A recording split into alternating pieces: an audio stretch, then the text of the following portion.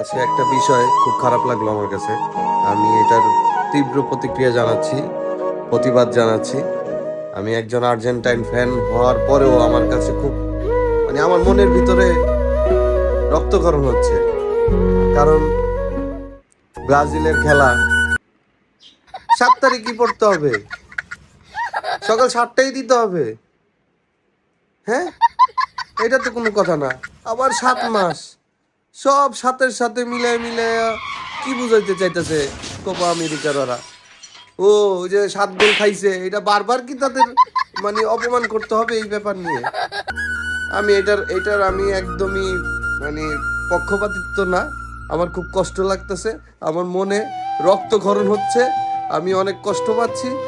মানে ব্রাজিল একটা দল ঠিক আছে, কিন্তু তাদের নিয়ে তো এরকম করা উচিত না। এটা কেন করবে তাদের সাথে? 7 গোল একটা দল খাইতেই পারে, এটা নিয়ে কি একদম বছরের পর বছর এটা করতে হবে? আর একটা এত বড় অর্গানাইজেশন, তারা এই ধরনের ঘটনা ঘটাবে এটা ইচ্ছাকৃতভাবে তারা করলো না, পুরাটা পরিকল্পনা করে তারপরে করা হলো কেন? ভাই আমি আর্জেন্টিনা করি ঠিক আছে, কিন্তু ব্রাজিলের লোকজন তো আসলে ব্রাজিল মানুষ করতেই পারে, এর জন্য এত বড় ষড়যন্ত্র করব, এইটার সাপোর্ট আমি টানতে পারি না ভাই। ভাই খুব কষ্ট লাগতেছে ভাই, সব জায়গায় 7 7 7 7 7। দোয়া করি আল্লাহর কাছে 7 তারিখে 7 গোল না খাইলেই হয়।